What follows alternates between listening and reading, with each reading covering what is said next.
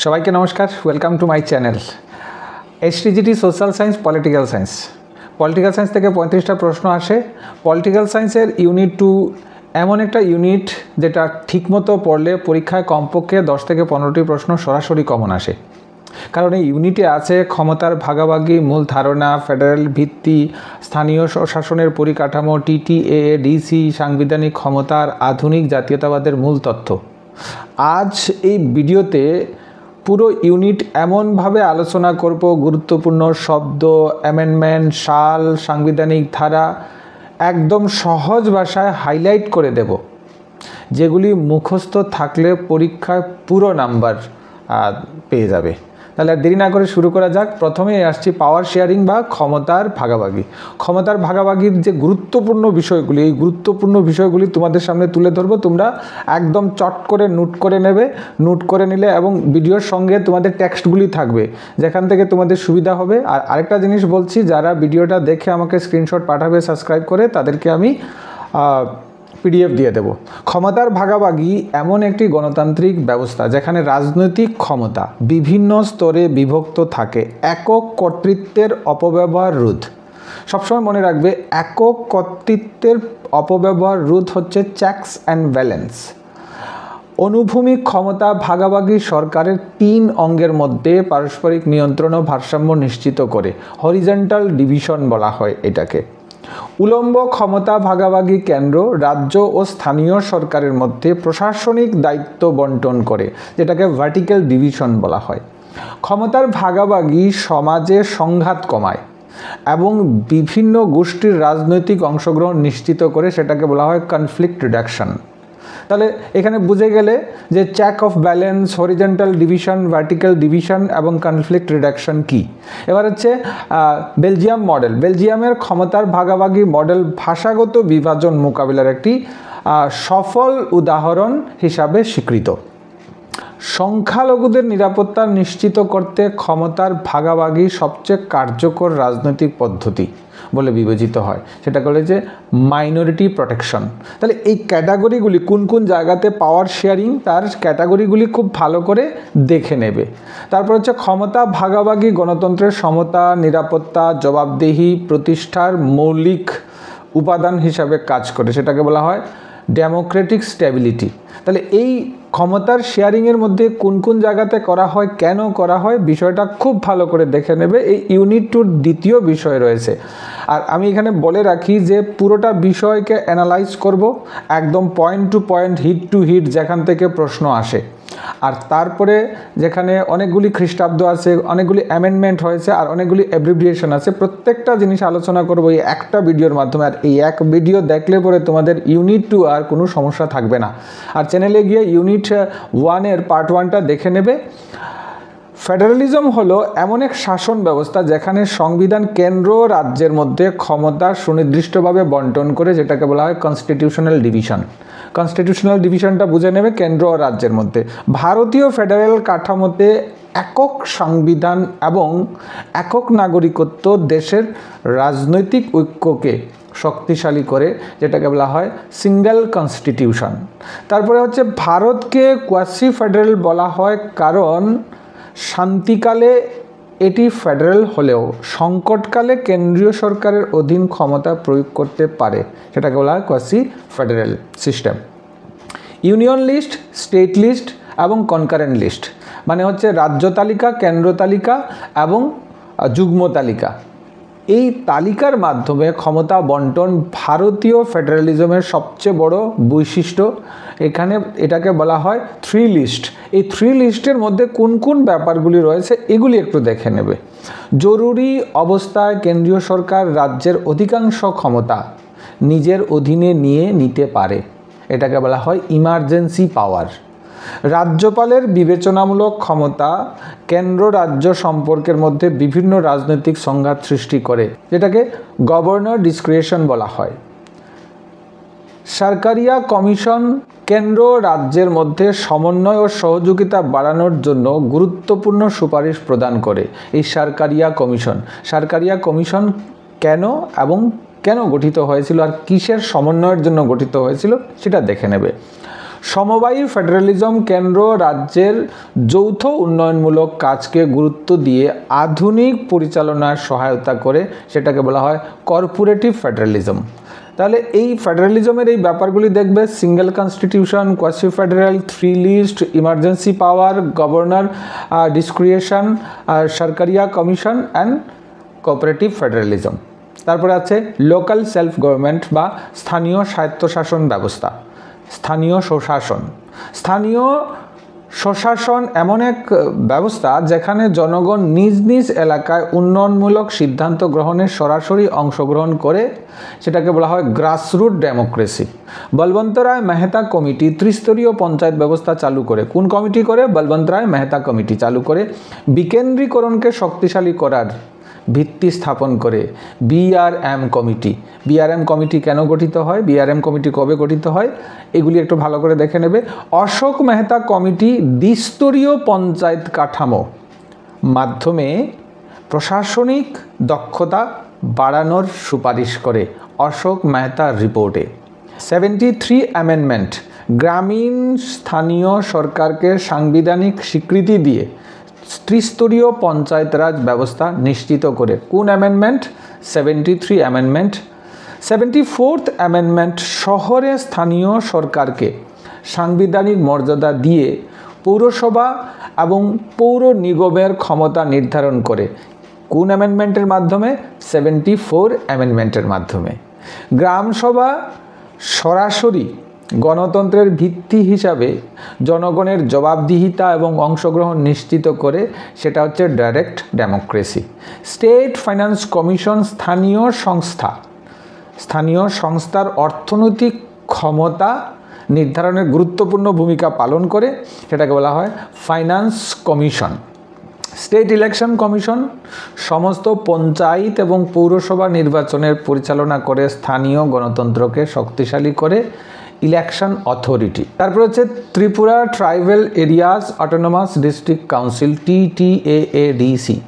TTAADC 6th schedule, মনে রাখবে শিডিউলটা কোনটা? 6th schedule. এর অধীনে গঠিত একটি স্বায়ত্তশাসিত পরিষদ যা ত্রিপুরার উপজাতি জনগোষ্ঠীর অধিকার সংরক্ষণ করে, 6th শিডিউল বডি।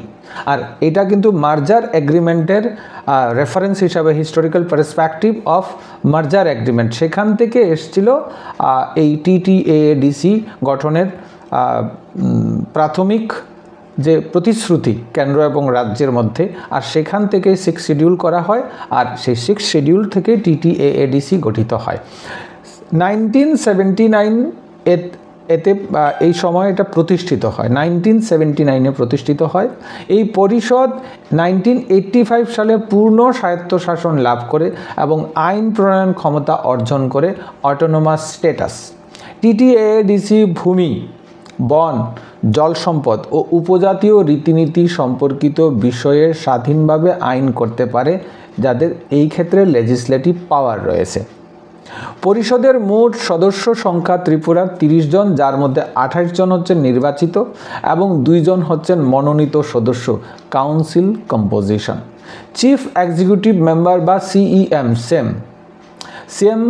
পরিষদের নির্বাহী প্রধান হিসাবে প্রশাসনিক নীতি পরিচালনা করেন, যাকে বলা হয় এক্সিকিউটিভ হেড। 6th শিডিউল উপজাতীয় স্বায়ত্তশাসন রক্ষা ও সাংস্কৃতিক পরিচয় সংরক্ষণে বিশেষ গুরুত্ব দেয় অটোনমি প্রোটেকশন। আর্থিক নির্ভরতা এবং রাজ্য সরকারের সাথে সমন্বয়ের সমস্যা TTAADC-র এর বড় প্রশাসনিক চ্যালেঞ্জ, যেটাকে অ্যাডমিনিস্ট্রেটিভ চ্যালেঞ্জ বলা হয়।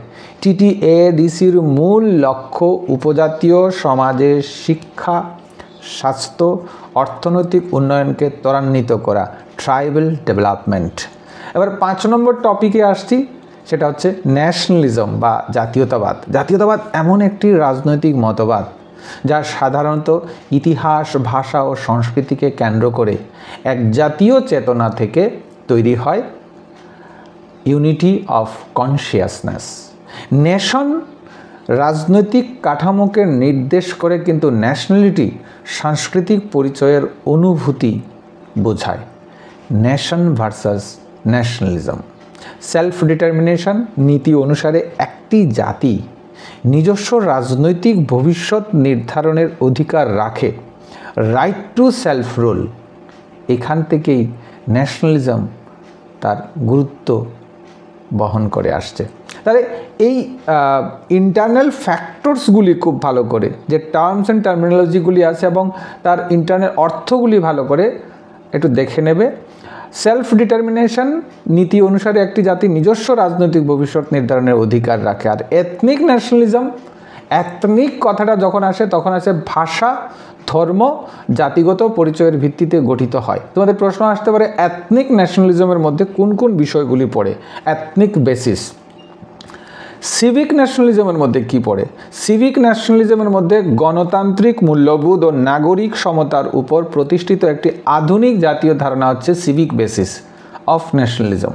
জাতীয়তাবাদ উপনিবেশ বিরোধী আন্দোলনের শক্তিশালী আদর্শ হিসাবে বিশ্ব রাজনীতিতে গুরুত্বপূর্ণ ভূমিকা পালন করে।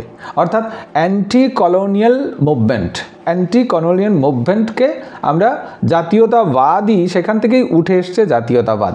আর প্লুরালিজম বিভিন্ন জাতিগোষ্ঠীকে সমান মর্যাদা গ্রহণ করে জাতীয় ঐক্য আরও অন্তর্ভুক্তিমূলক করে তোলে, কালচারাল প্লুরালিজম। তারপরে হচ্ছে ভারতীয় জাতীয়তাবাদ, বহুত্ববাদ, ধর্ম নিরপেক্ষতা ও সাংস্কৃতিক সহাবস্থানকে কেন্দ্র করে গঠিত একটি অন্তর্ভুক্তিমূলক মডেল। তো এই ছিল তোমাদের ইউনিটের 5টা বিষয় নিয়ে, যেটা জিস্ট, যেখান থেকে প্রশ্ন আসে। আমরা পড়াশোনার সময় যে হাইলাইট করি, এই হাইলাইটগুলি আমি করে দিলাম। মোটামুটি এখান থেকে সবগুলি প্রশ্ন পেয়ে যাবে। এবার একটু ভেতরগতভাবে দেখি যে এইগুলি থেকে কি কি প্রশ্ন কিভাবে আসতে পারে। তার জন্য কি করতে হবে? কিছু শর্ট আনসার টাইপ কোয়েশ্চেন। আমি বারবার বলি এমসিকিউ লাস্ট।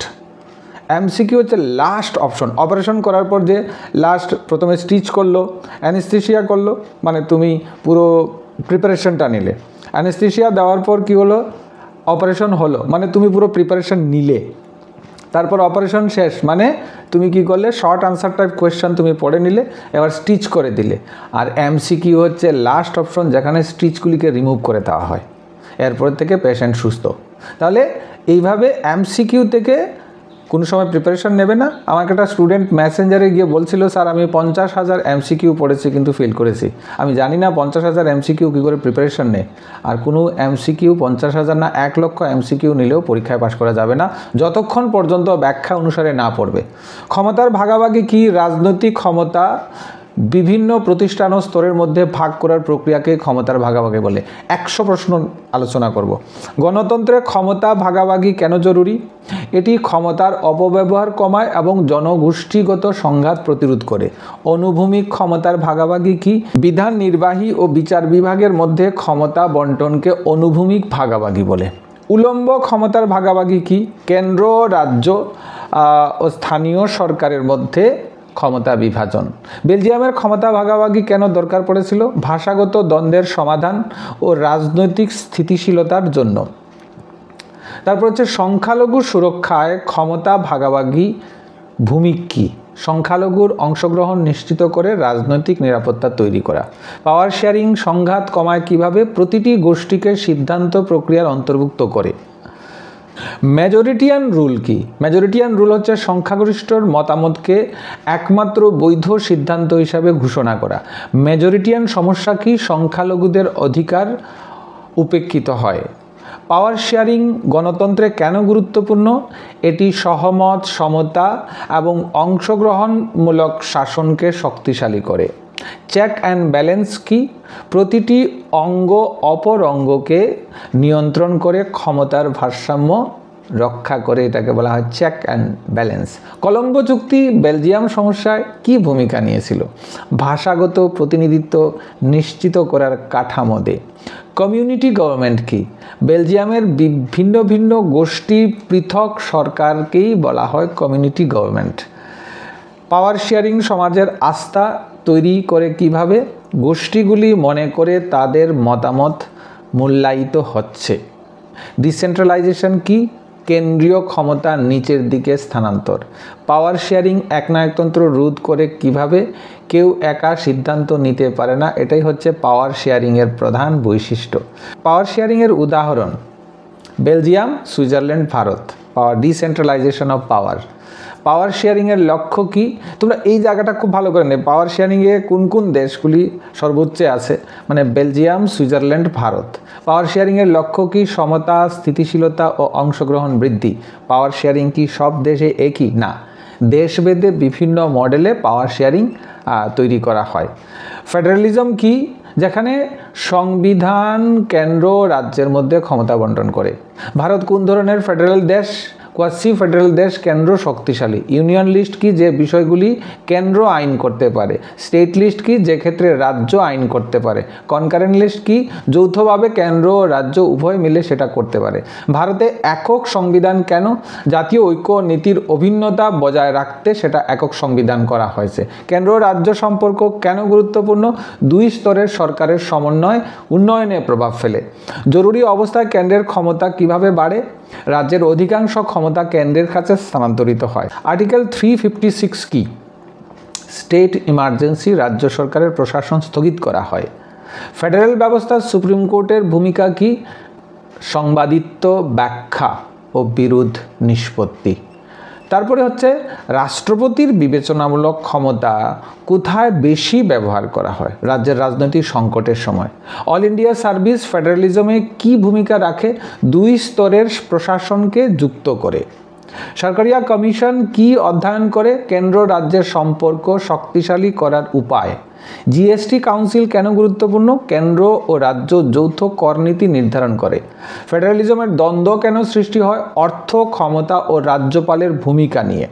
তারপর হচ্ছে কোঅপারেটিভ ফেডারালিজম, রাজ্যগুলি উন্নয়নে একে অপরের সাথে প্রতিযোগিতা করে।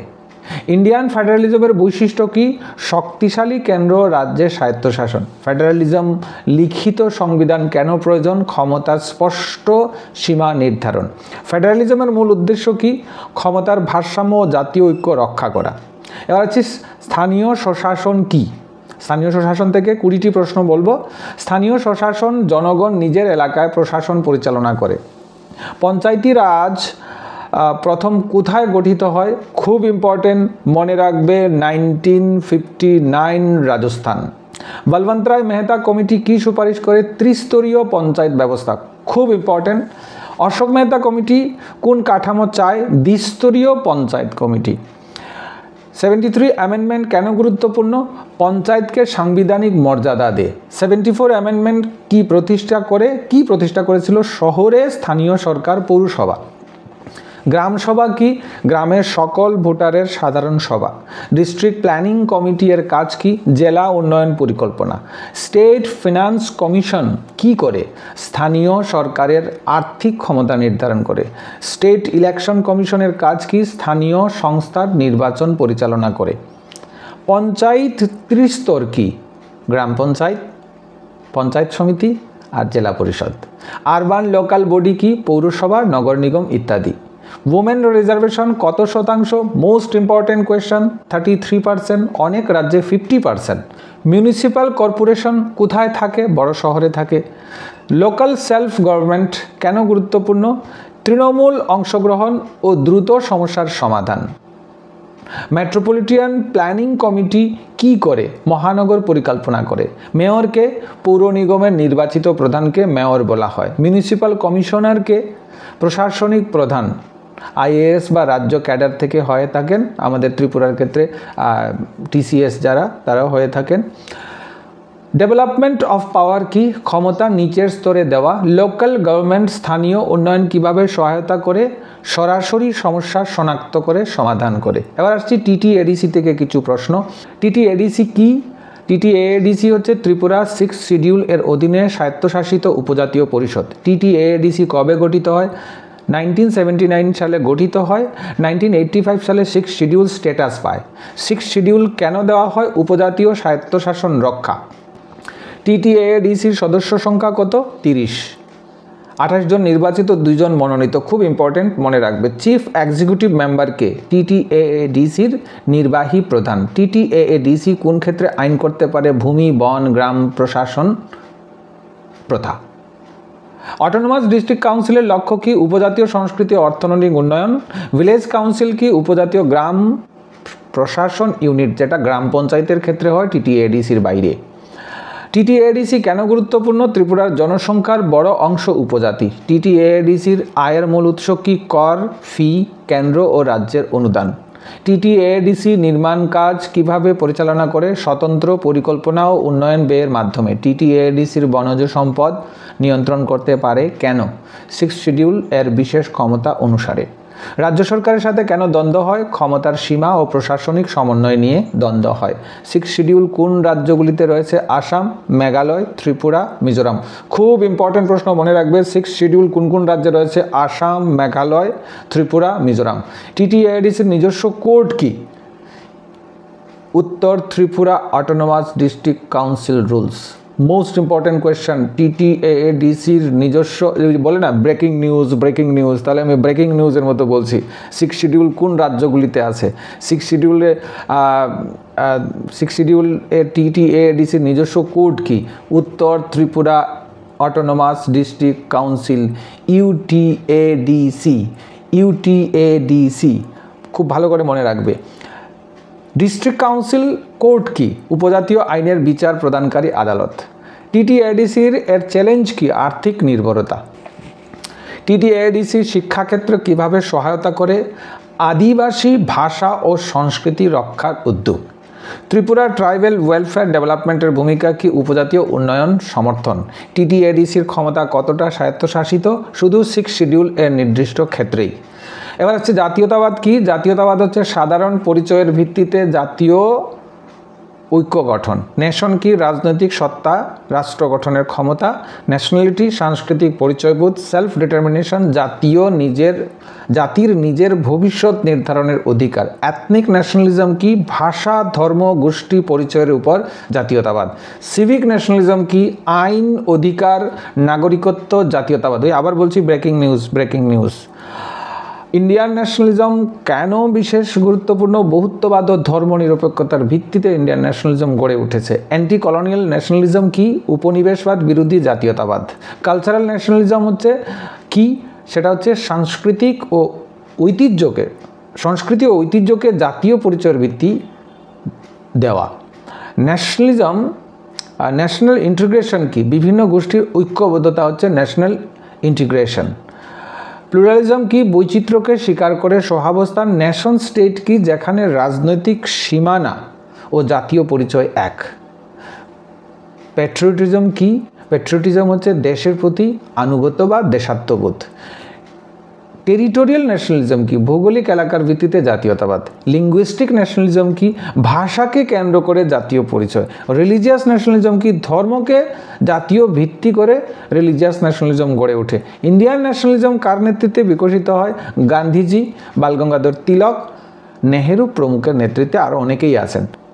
জাতীয়তাবাদ স্বাধীনতায় কি ভূমিকা রাখে? ঐক্য সংগ্রামকে ত্বরান্বিত করে। মূল সূত্র সেখান থেকেই আসে।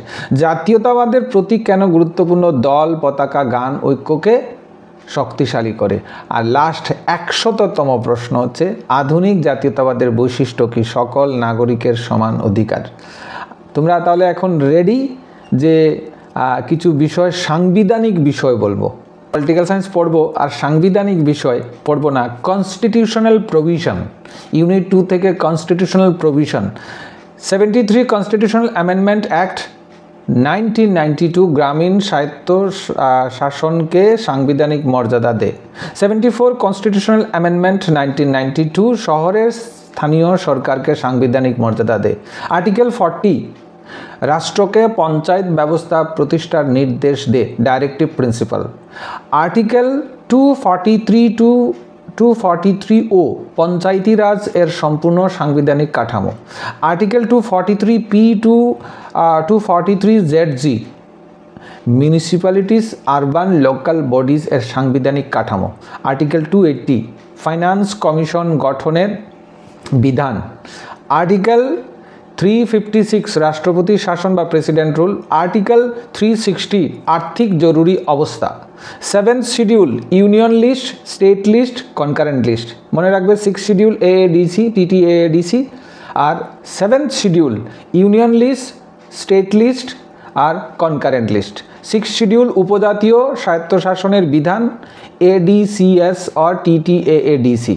আর্টিকেল 371B উত্তর পূর্বাঞ্চলের বিশেষ বিধান আসাম। আর্টিকেল 371C মণিপুরের বিশেষ বিধান। আর্টিকেল 370 কাশ্মীরের বিশেষ বিধান। Election commission article 324, state election commission article 243K এবং 243ZA। Finance commission of local bodies article 243I, 243Y। District planning commission article 243ZD। Metropolitan planning committee article 243ZE। Article 275 উপজাতীয় এলাকায় বিশেষ ধরনের সহায়তার অনুমোদন। 5th শিডিউল তফসিল উপজাতি প্রশাসন শিডিউল এরিয়াস। আর্টিকেল 1 ভারত একটি ইউনিয়ন অফ স্টেট। এবার কিছু ফান্ডামেন্টাল কনসেপ্ট দিচ্ছি প্রত্যেকটা বিষয়ের উপরে। পাওয়ার শেয়ারিং ক্ষমতার বিভিন্ন প্রতিষ্ঠান ও গোষ্ঠীর মধ্যে বন্টন। হরিজেন্টাল ডিভিশন পাওয়ার লেজিসলেটিভ এক্সিকিউটিভ জুডিশিয়ারি এর মধ্যে ক্ষমতার বন্টন। Vertical division of power union state local গভর্নমেন্টের ক্ষমতা বন্টন। ফেডারেলিজম কেন্দ্র রাজ্যের সাংবিধানিক ক্ষমতার বিভাজন। কোয়াসি ফেডারেল ভারতীয় ব্যবস্থা যেখানে কেন্দ্র বেশি শক্তিশালী। ইউনিটারি বেসিস কেন্দ্রীয় সরকার প্রধান। ডিসেন্ট্রালাইজেশন কেন্দ্রীয় ক্ষমতা নিচের স্তরে স্থানান্তর। লোকাল সেলফ গভর্নমেন্ট গ্রামীণ ও শহরে স্বশাসন। Community government বেলজিয়ামে। ভাষাগোষ্ঠী ভিত্তিক স্বশাসন। এথনিক ন্যাশনালিজম ভাষা ধর্ম গোষ্ঠীভিত্তিক জাতীয়তাবাদ। সিভিক ন্যাশনালিজম নাগরিকত্ব ও গণতান্ত্রিক মূল্যবোধ ভিত্তিক জাতীয়তাবাদ। সেলফ ডিটারমিনেশন জাতির রাজনৈতিক ভবিষ্যৎ নির্ধারণের অধিকার। প্লুরালিজম বৈচিত্র্যের স্বীকৃতি ও সহাবস্থান। অটোনোমাস ডিস্ট্রিক্ট কাউন্সিল বা এডিসি উপজাতীয় এলাকায় স্বায়ত্তশাসিত প্রশাসন। কোঅপারেটিভ ফেডারেলিজম কেন্দ্র ও রাজ্যের যৌথ সহযোগিতা। কম্পারেটিভ ফেডারেলিজম রাজ্যগুলির উন্নয়নমূলক সহযোগিতা। ইউনিট 2 থেকে কোন কোন সিদ্ধান্তগুলি কোন কোন অ্যামেন্ডমেন্টগুলি কবে হয়েছে তার গুরুত্বপূর্ণ খ্রিস্টাব্দ বা গুরুত্বপূর্ণ সাল অথবা ইম্পর্ট্যান্ট ইয়ার্স। 1957 সালে বলবন্ত রায় মেহতা কমিটি গঠিত হয়। 1977 সালে অশোক মেহতা কমিটি গঠিত হয়। 1959 সালে প্রথম পঞ্চায়েত ব্যবস্থা সেটা রাজস্থানে হয়। 1992 খ্রিস্টাব্দে 73rd এবং 74th কনস্টিটিউশনাল অ্যামেন্ডমেন্ট হয়। 1979 খ্রিস্টাব্দে 1979 TTAADC প্রথম গঠিত হয়। 1985 TTAADC 60 শিডিউল তার স্ট্যাটাস পায়। 1947 ভারত স্বাধীনতা পায়। 1950 ভারতীয় সংবিধান কার্যকর হয় 26শে জানুয়ারি। 1983 Sarkaria commission. 2007 Punchhi commission. 1956 state reorganisation act. 1920s জাতীয়তাবাদের উত্থান Indian nationalism. 1935 government of India act federal structure federalism. 1935 government of India act federal structure foundation. 1951 first finance commission. 1991 to 92 গঠনমূলক কেন্দ্রীকরণের নতুন যুগ। এবার কিছু অ্যাব্রিভিয়েশন বা ফুল ফর্মস বলছি। TTAADC Tripura tribal area autonomous district council. ADC autonomous district council. CEM chief executive member. BRM committee Balwant Rai Mehta committee. AMC Agartala municipality corporation. ULB urban local body. PRI Panchayati Raj institution. DPC district planning committee. MPC metropolitan planning committee. SEC state election commission. FC finance commission. LSG local self government. ULG urban local government. DAL district autonomous legislature. GOI government of India. GOA government of Assam. NDC national development council. NITI NITI national institution for transforming India. MOTA ministry of tribal affairs. GIS geographic information system local governance tool. আর কয়েকটা বিষয় আছে আমি বলে দিচ্ছি তোমাদের এই ক্ষেত্রে খুব গুরুত্বপূর্ণ। এটা বলে শেষ করব, ভিডিওটা অনেক লম্বা হয়ে গেছে। একটা ভিডিও, এই এক ভিডিওতে তোমাদের পুরো STGT political science unit 2 preparation হয়ে যাবে।